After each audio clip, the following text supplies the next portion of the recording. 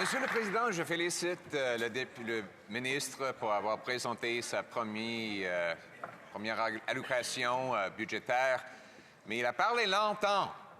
Et étant donné que ce gouvernement libéral ajoute presque 10 millions de dollars à notre dette nationale chaque heure, ça doit être le discours le plus cher dans l'histoire de ce Parlement, Monsieur le Président.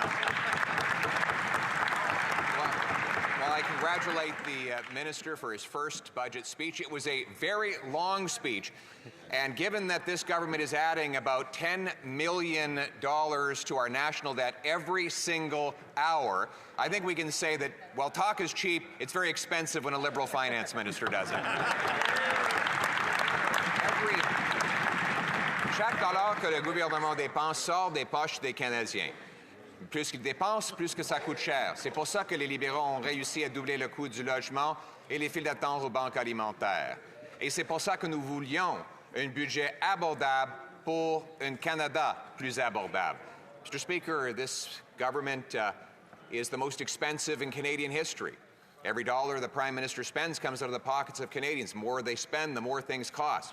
And that's why Conservatives were calling for an affordable budget, for an affordable life, after Liberals doubled the cost of housing and doubled the lineups at our food banks.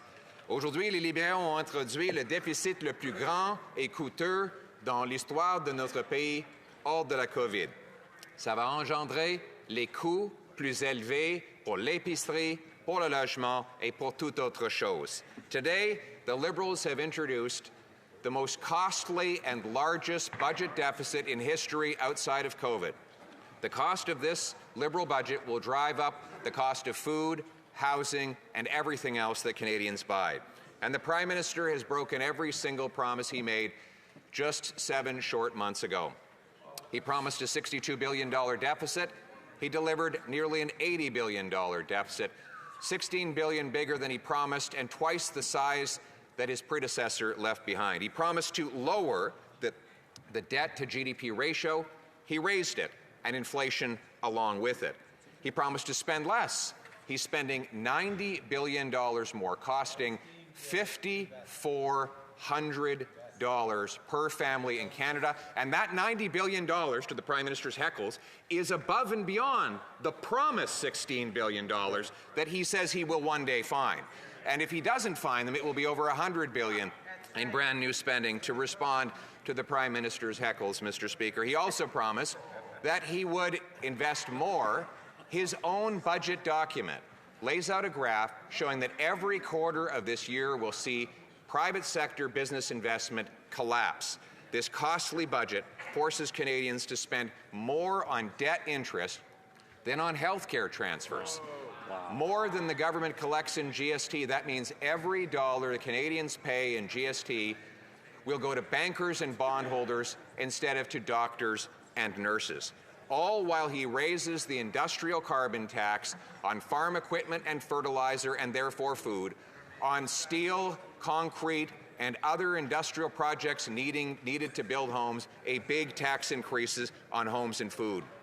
Donc, au nom des Canadiens qui paient déjà trop cher pour le coût du sous-gouvernement libéral, pour se chauffer, se loger, se nourrir, les conservateurs ne vont pas pouvoir supporter ce budget. Mr. Speaker, instead, our party wanted an affordable budget for an affordable life. And on behalf of all the Canadians who can no longer afford to eat, heat, or house themselves because of Liberal inflation, we Conservatives cannot support this costly Liberal budget.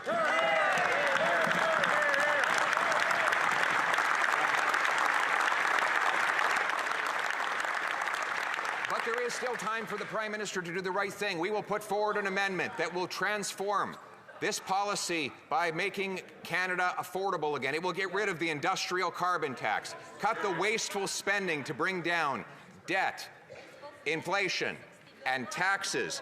It will open our country up to opportunity by developing our prodigious resources, clear away bureaucracy to build affordable homes. Nous revendiquons que le Premier ministre accepte notre amendement pour rendre la vie abordable pour les Canadiens, pour rendre les chèques de paie plus forts et notre économie plus indépendante. C'est ça l'approche que nous proposons.